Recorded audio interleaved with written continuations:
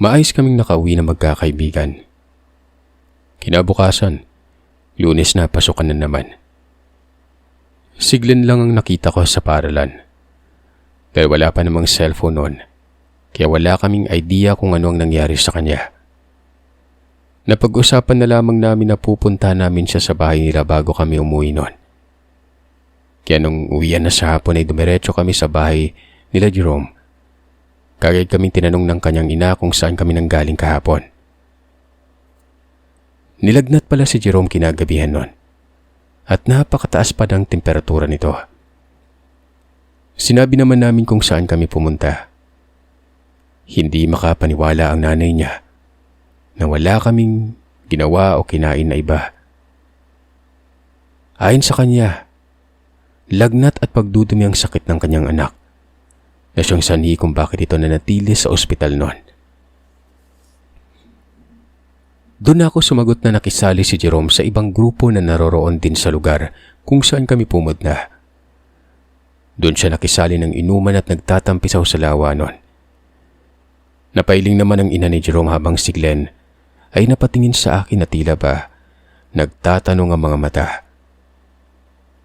Doon ko lamang naalala na hindi pala nila naalala ni Jerome ang mga nangyari sa lawa nung Sabado ng gabing yon. Ganun pa man ay hindi ko na lamang pinansin ang pagtataka nito. Nagpaalam na kaming uuwi na muna. Magbibihis lang at pupunta na kami sa ospital kung saan siya naka-admit. Sinundan ako ni Glenn sa bahay. Nagtataka ito kung anong sinabi ko sa mama ni Jerome. Tol, kala ko na naginip lang ako ng gabing yun ah. Totoo ba talaga yun, Tol? Nalilitong tanong ni Glenn. Napakamot na lamang ako sa batok at sinabing, totoo lahat ng kanyang napanaginipan. Napaawang na lamang ito ng kanyang bibig at muli akong tinanong kung saan na napunta ang mga tao na naroroon nung gabing yon. Sinabi ko naman sa kanya na maging ako man ay hindi ko alam. Lalo na at ako ang kahuli-hulihang nagising kinabukasan. Napailing na lamang si Glenn at halos hindi makapaniwala sa mga nangyari. Sinabihan ko na lamang ito na mag-relax na muna bago umuwi at magbihis. Dahil baka kung ano pa ang mangyari sa kanya sa daan nun.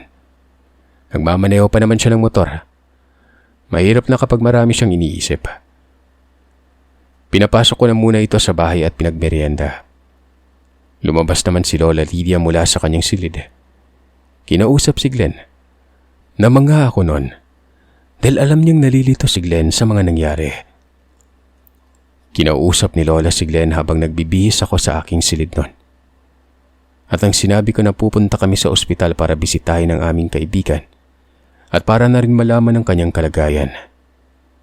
Nagsabi si Lola na gusto niyang sumama. Baka sakaling may magagawa ako para mawala ang sakit na nararamdaman ng kaibigan ninyo. Wika sa amin ni Lola.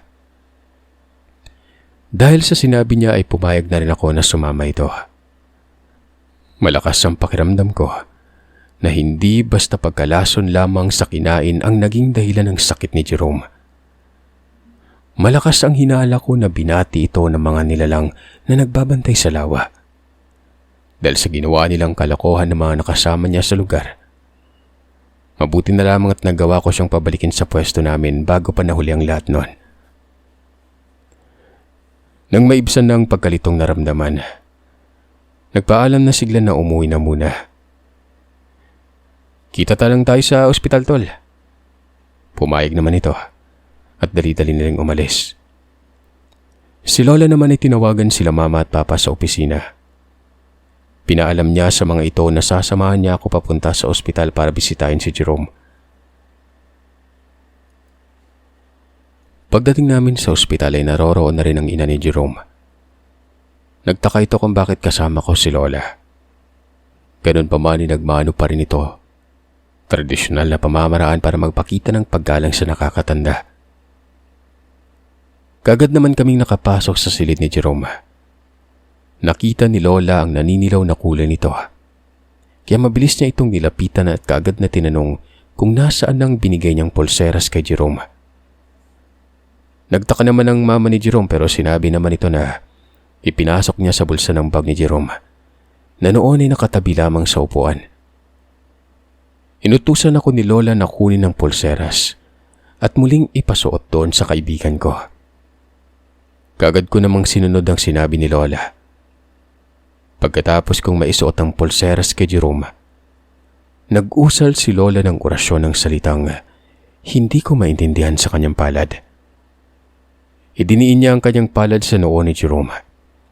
Saglit siyang nag-usal ng muli ay hindi ko maintindihang mga kataganon.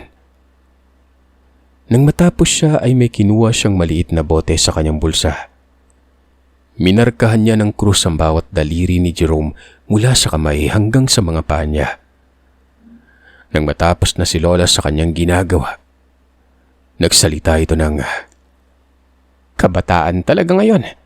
Ang titigas ng ulo, hindi nakikinig." Sinabi nito na kailangan lang naming maghintay ng ilang minuto bago tuluyang magising itong kaibigan namin. Hindi naman kami nabigo dahil 5 minuto lamang ang lumipas noon. Unti-unting nagising si Jerome, na siya rin namang pagdating ni Glenn. Nagulat pa ito nang makita niyang nakapaligid kami sa kanya at nagtanong kung nasaan siya. Ang ina niya naman ay ganun na lamang ang pasalamat dahil nagising na ito. Doon pa lamang namin nalaman na hindi pa pala ito nagigising simula nang itinakbo nila ito sa ospital. At dahil stable naman ang pagtibok ng pulso niya at parang natutulog lang, kaya hindi siya naipasok sa ICU. Unti-unti na rin bumabalik ang kanina ay naninilaw na kulay ng balat ni Jerome. Napatingin ang ginang kay Lola Lydia. Napatanong ito kay Lola kung anong nangyari sa kaibigan namin. Dahil doon ay tinanong ni Lola kung naniniwala ba ang ginang sa mga bagay na hindi ordinaryo. Nagkibit palikat ang ginang na nagpapahiwatig na hindi ito naniniwala nun. Napabuntong hininga na lamang si Lola. "Magaling ka na, Jerome. Hintayin mo na lamang ang doktor para masabi nito ang totoo mong kalagayan," wika ni Lola. Saglit namang nakipagkamustahan at nakipagkwentuhan si Glenn. At sumibay na rin ito sa amin ni Lola sa pag-uwi. Habang naglalakad palabas ng ospital, tinanong ni Lola si Glenn kung naniniwala ba ito sa mga bagay na hindi ordinaryo. "Pagkatapos ko pong marinig yung mga sinabi mo kanina, medyo naniniwala na ako." Napangiti na lamang si Lola sa sinagot ni Glenn. Nakalabas din naman si Jerome kinabukasan. Nagpahinga lamang ito ng 1 araw at pumasok na rin sa eskwela pagka-Huwebes.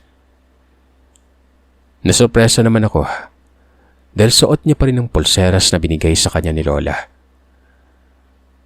Tinanong naman ni Glenn kung ano na bang nangyari sa kanya. Ay naman dito, hindi niya umano alam.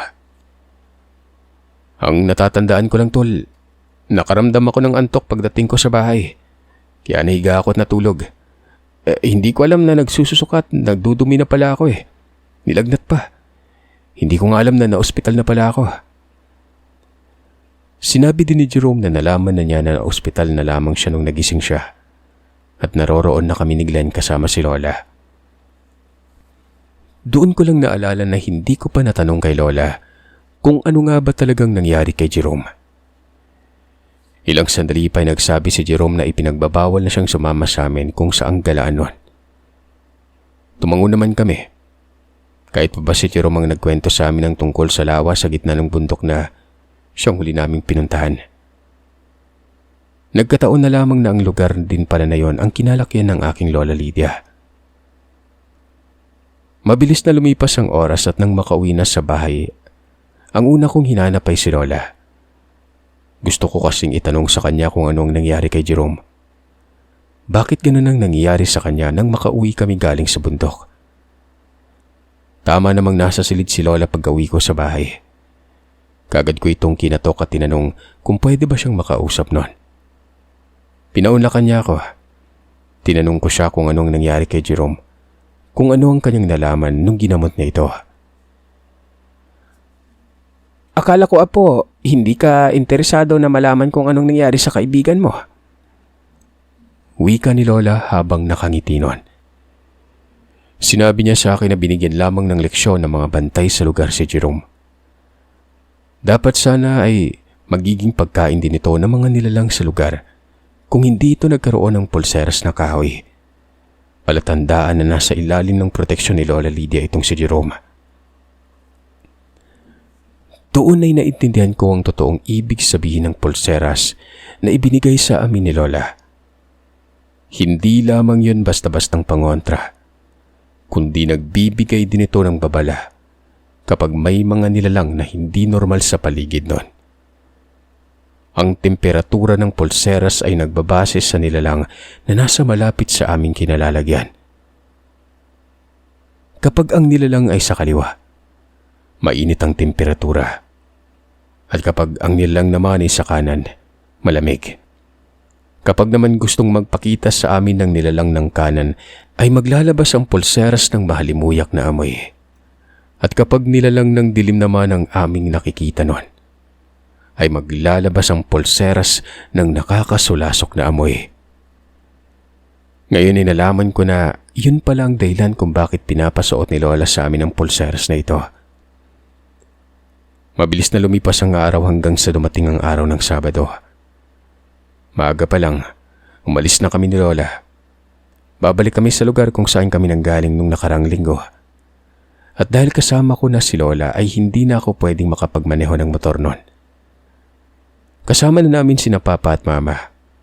Si Papa nang nagmamaneho ng sasakyan. Iniisip ko na matutuwa si Apo Lakok sa pagdating namin. Kung tutusin, hindi naman kalayuan yung lugar eh. Hindi ko lang talaga alam ang dahilan kung bakit hindi na nagawa ni Lola na dalhin pa doon sina Mama at Papa. At dahil kasama namin ang buong pamilya, natagalan din ang aming pagbiyahe. Marami pang hinintuan sina Mama at Papa noon. Bumibili sila ng mga pasalubong na ipapamigay nila sa mga tao sa lugar. Inabot kami ng 3 oras bago makarating sa lugar na aming pupuntahan. Pumaparada pa lamang ng sasakyan si Papa.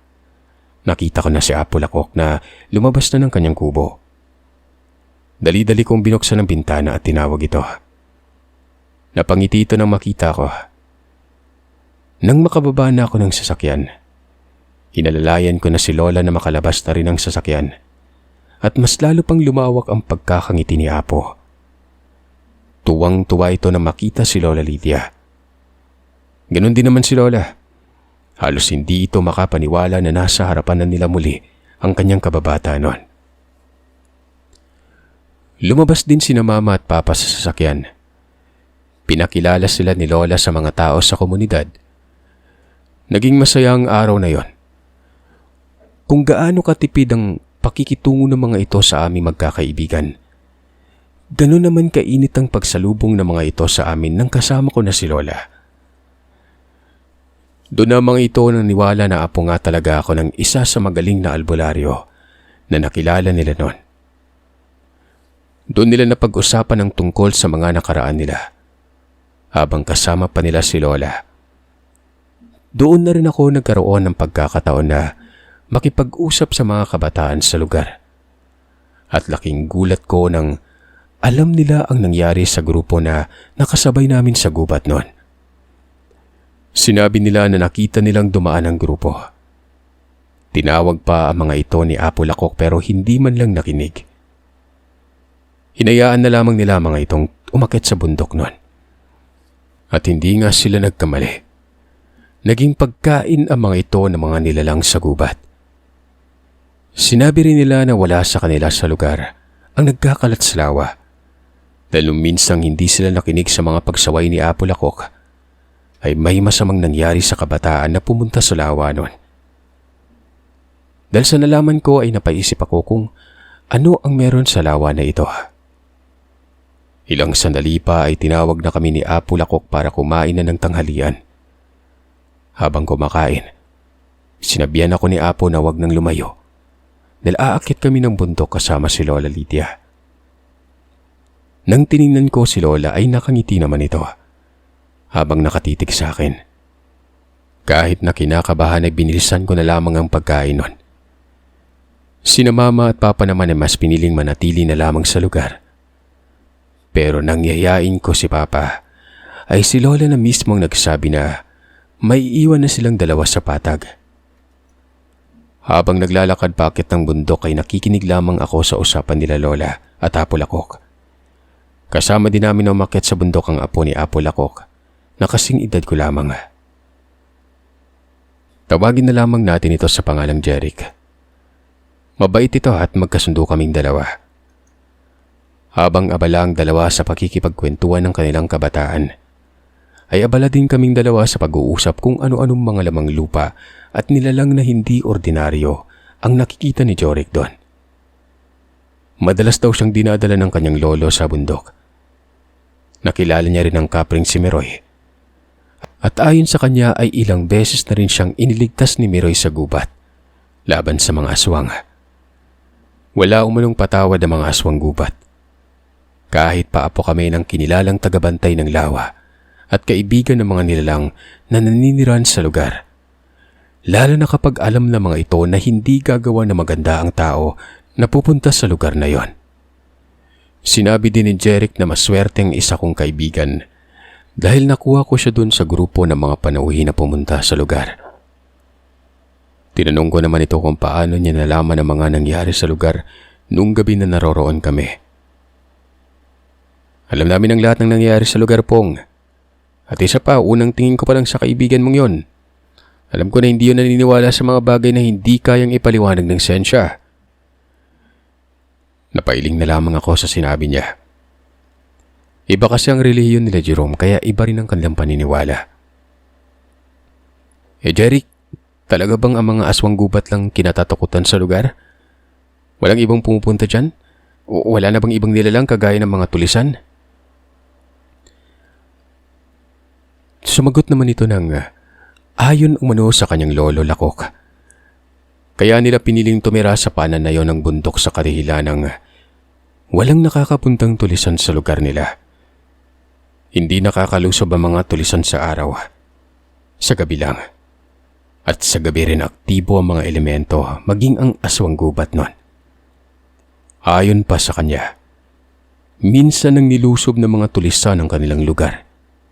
Pero hindi man lang nagawang makapasok ng mga ito kahit isa man lamang sa kabahayan sa patag. Sinalakay ang mga ito ng iba't ibang uri ng nilalang. Si Meroy ang namumuno sa mga nilalang na yon. Yun ang unang beses niyang masilayan si Meroy at sama balasik pa nitong kanyuan. Kaya maging siya man nung una ay natakot talaga kay Meroy. Nawala na lamang umano ang takot niya dito nang ipinakilala na siya ni Apo Lakok sa nilalang. Magmula noon ay palihim na niyang dinadalaw si Meroy, lalo na kapag wala na ang kanyang lolo Lakok. Umaalis ito minsan at pumupunta sa lugar ng kaibigan nito sa Siraway. Nakikiani ito ng mga pananim. At dahil mano-mano ang anihan kaya inaabot si Apo Lakok ng 3 linggo bago nakakabalik sa kanilang lugar. Napatango na lamang ako sa mga kinuwento sa akin ni Jeric. Halos hindi ko maintindihan kung paanong pag-ani ang sinasabi ng mga ito. Dahil sa totoo lang, hindi ko pa naranasan ng gumapas ng kahit na mais man lamang. Hindi ko pinagkakaila na lumaki ako medyo may sinasabi sa buhay. Na may magandang negosyo ang mga magulang ko sa bayan at lumaki ako sa pangangalaga ng aking buting lola. Kaya nasusunod ang mga layaw ko minsan. Kaya nga ako nakakarating sa lugar na pinagmulan ni Lola, na hindi ko alam na dati pala siyang nakatira sa lugar na yon, at minsan na rin naranasan na mamuhay sa bundok.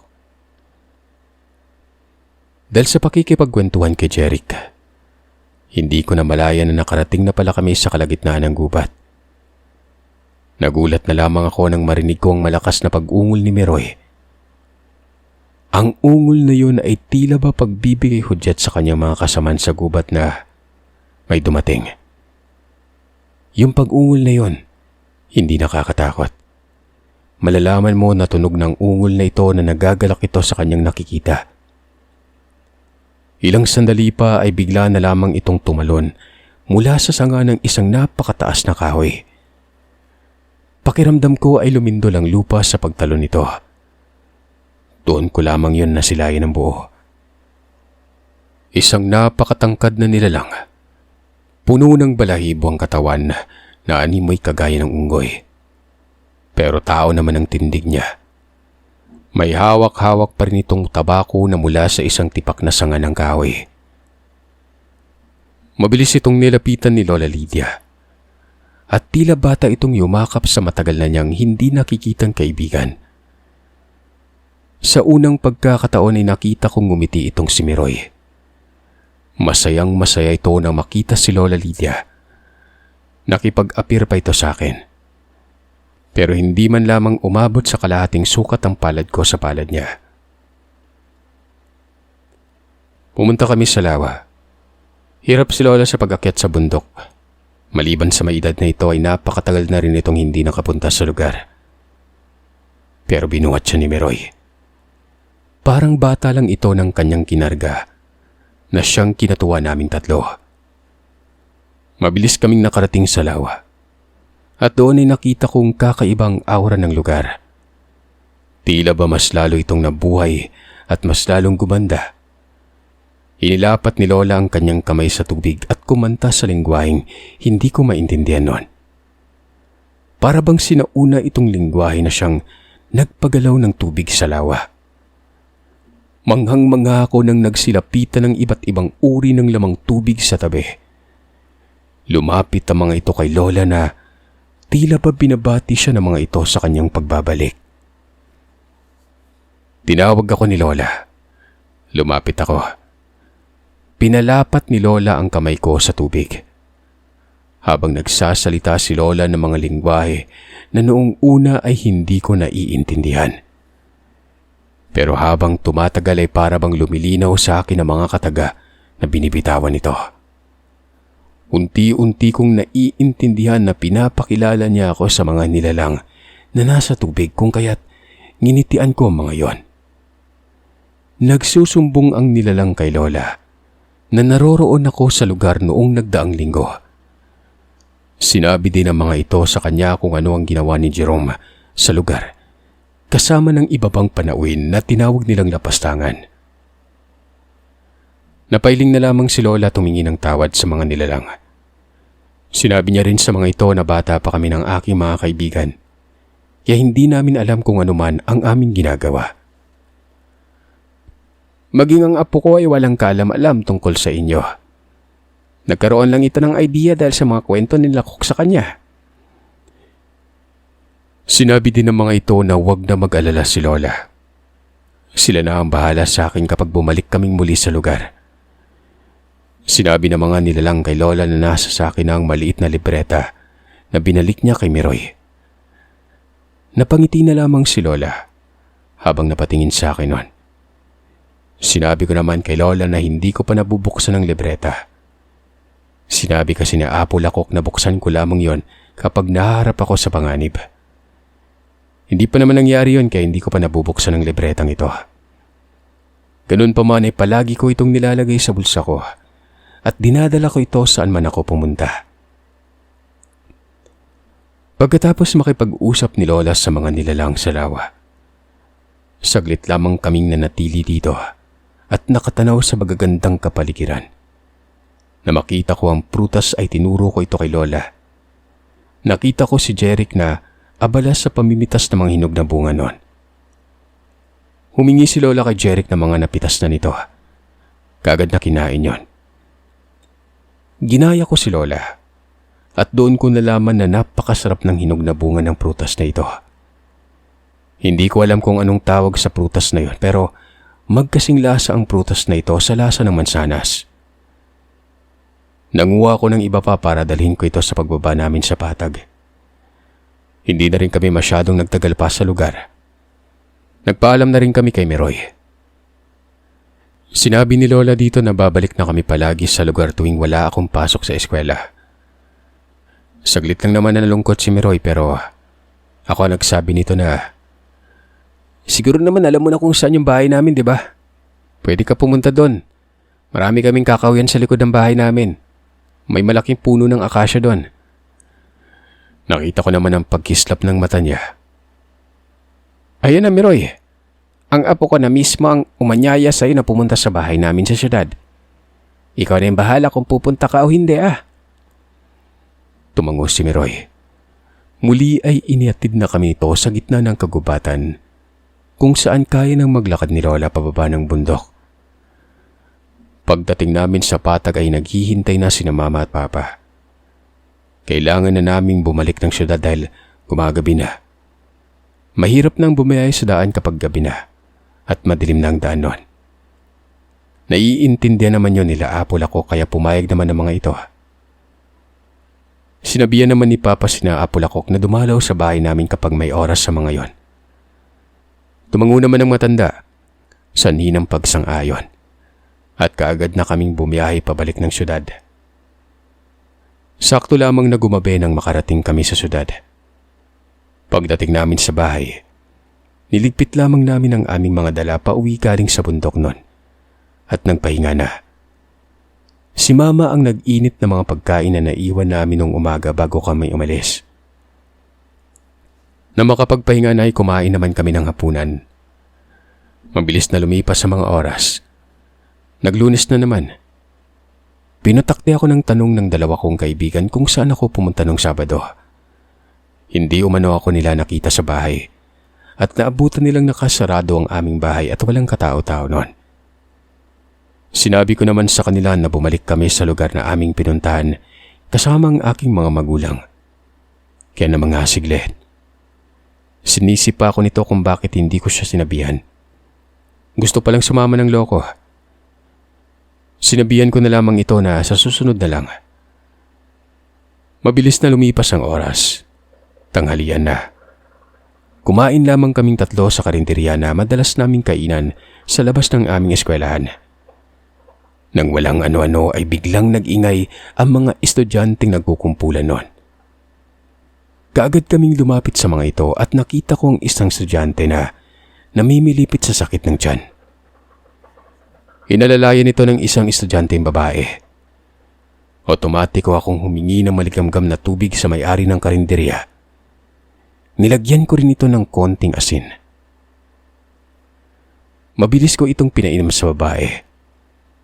Habang umiinom ng tubig ay may mga kataga namang pumasok sa isipan ko na siyang tahimik kong binabanggit. Hanggang sa naging maayos ng pakiramdam ng babaeng yon.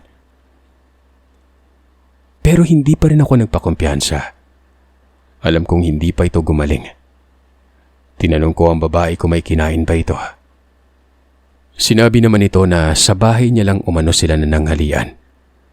Kakarating lamang niya sa eskwelahan. Kinausap lamang umano siya ng isang matanda. Tinapik sa balikat. Nang tiningnan ko ang parte ng balikat na sinasabi niya, meron akong nakitang marka ng daliri doon. Tila ba tapik lang yon para sa iba pero sa nakita ko ay isa itong marka na kung hindi ako nagkakamali, marka ng aswang. Napatingin ako sa mukha ng babae. Maya-maya pa ay dumating ang isa ring estudyante na nobyo nito.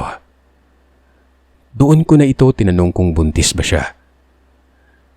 Tiningnan ako ng babae na parabang napahiya ito pero tinitigan din siya ng lalaki at tinanong kung buntis ba ito noon.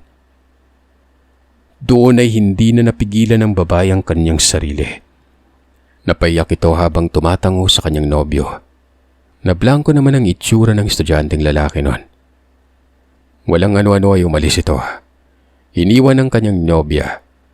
Pumasok ito sa eskwelahan at iniwan ang babae na nakatulala sa labas noon. Sumakay na muli ang babae sa tricycle at uuwi na lamang ito sa kanila. Dali-dali ko namang sinabihan ng kaibigan nito na samahan siya pa uwi dahil mahirap para sa kanyang umuwi mag-isa. Nang makarating sa dulong sinasakyan lang tricycle, may pumara na matanda. Sumakay ito sa likuran na bahagi ng tricycle noon. Nakita ko pang pagngisi nito. At dahil sa nakita ko ay wala sa loob kong sumakay sa motor at sinundan ng tricycle na yon. Narinig ko pang pagtawag ng dalawa sa pangalan ko pero dire-diretso kong sinundan ng tricycle na sinasakyan ng buntis na estudyante. Nakita kong huminto ang tricycle malapit sa kanto sa paliko papunta sa bahay namin noon. Pagbaba ng estudyante ay hindi kaagad na bumaba ang matanda. Pinadiretso pa nito ang tricycle hanggang makarating sa isang abandonadong bahay. Doon ito bumaba. Ako naman ay huminto na sa kabilang dulo kung saan tanaw ko ang matanda nun. Nakita ko pang pagngisi nito sa akin na tila ba alam nitong sinusundan ko siya. Pumasok ito sa bakod ng abandonadong bahay, kung saan may mataas na damo ang nakatayo sa paligid ng bakod nito. Hindi ko nakitang lumabas sa matanda. Sa halip ay isang itim na pusa ang nakitang kong lumabas mula sa damuhan nun. Nalito ako. Humuni pang pusang yon habang tinitingnan ako ng matalim na titig. Dumiretso ako ng uwi. Kagad kong hinanap si Lola. Kinuwento ko sa kanya kung ano ang nangyari sa labas ng eskwelahan. Kagad nitong sinabi na isang aswang ang nakita kong pusa noon. Sinabi niyang kailangan naming bantayan ang bahay ng buntis. Dahil sigurado si Lola na ang buntis ang pakay ng matanda. Dali-dali akong nagbihis pambahay. Hindi na lamang ako bumalik pa ng eskwelahan ng araw na yon. Ilang sandali pa ay narinig ko ang pagbusina ng motor ng dalawa. Nagtaka naman ako kung bakit ako sinundan ng mga loko. Pagkalabas ko sa bakod, kinantewan ako ng dalawang loko-loko nun. Sinabihan pa ako na wag nang magbalak na maging instant tatay. Yung nakabuntis nga ay may balak yatang tumakas tapos ako, sinundan ko pa. Ipinaliwanag ko naman sa kanila kung anong nangyari nun. Inutusan ko mga ito na bumalik na lamang sa eskwelahan pero sinabi na lang hindi na rin muna sila papasok sa hapon na ito. Sasamahan nila ako sa binabalak kong gawin. Ilang sandali pa ay lumabas na si Lola Lydia. Ito na mismo ang nagsabi sa dalawa na umuwi na muna. Wala namang nagawa ang mga ito kundi ang bumalik na lamang sa eskwelahan. Kami naman ni Lola ay pinaghandaan na ang pagsapit ng gabi. Tinuruan niya ako ng mga buhay na salita na bibitawan ko kapag kaharap ko na ang nilalang na yon. Kinabisado ko yon na para bang kusang umukit ang mga katagang yun sa utak ko. Kinagabihan, lumabas ako ng bahay. Ayaw pa sana akong payagan ni Papa gawa ng gabi na. Pero si Lola naman ang kumausap sa kanya. Sinabihan niya si Papa na hayaan na muna ako nun. Hindi din naman ako magtatagal sa labas at babalik din ako kaagad. Lumabas ako ng bahay bitbit ang may 1.5 metro ng bagakay na may matulis na dulo. Yun ang nagsilbi kong sandata. Naglakad na lamang ako papunta sa bahay ng buntis. Nakalampas lamang ako sa bakod ng abandonadong bahay. Tinambangan na ako ng malaking baboy. Kulay itim ang baboy na yon, na may mapupulang mga mata. Napakainit naman ang iniriya na lumalabas mula sa suot kong pulseras. Naglalabas din ito ng amoy na hindi ko maintindihan, pero hindi ko na lamang yun inintindi pa. Ibinuhos ko ang atensyon ko sa baboy na nasa harapan ko. Nagulat pa ako nang magsalita ito, nagsabi ng, "Walang mangyayaring masama sa'yo kung hahayaan mo lang akong gawin ang gusto ko." Wika nito. Pero hindi ako sumagot nun. Sa halip ay hinigpitan ko pa ang hawak ko sa kawayan. Umangil ang baboy at mabilis ako nitong sinugod. Hindi naman ako gumalaw. Hinayaan ko lamang ang nilalang. At nang malapit na ito sa akin ay tumalon ito para atakin ako. Gamit ang matulis na kawayan na isinalubong ko ng pagsaksak ang pagsugod niya. Tinamaan ko ito sa kaliwang bahagi ng kanyang tagiliran. Nagulat ako nang marinig ko yung humiyaw. At ang tinig nito ay tinig ng pusa. Kahit na nasaan yung baboy yon. Muli pa itong sumugod at muli ko rin itong sinaksak. Mabilis itong nakailag pero tinamaan ko pa rin ang kanang bahagi ng hita niya. Dahil sa sugat na natamo ng nilalang ay tumakbo ito habang paika-ika pero mabilis. Mabilis pa rin itong sumuot sa mayabong na bahagi ng damuhan. sa kabilang bahagi ng kalsada. Hinanap ko pa ito pero hindi ko na nakita pa kaya dali-dali na akong umuwi sa bahay nun. Bit-bit pa rin ang kawayan na gamit ko sa pagsaksak dito. Pagpasok ko ng bako din naghihintay na si Lola. Sinabihan ako nitong umikot na sa likod nun. Pagdating ko sa likod ay nakahanda ng kanyang siga sa buwan. Nakahanda na rin ang asin at langis. Binuhusan ko ng langis at asin ang dulo ng kawayan bago ko yun isinalang sa baga. Sinabi ni Lola na sa pamamagitan ng pagsiga sa sandata na ginamit sa pagsugat sa nilalang ay hindi gagaling ang sugat nito. Mananatili itong sariwa at maaaring ito na ang ikamatay ng nilalang na yon. Kinabukasan ay pumasok ako sa eskwela. Hindi ko na nakita pa ang babae.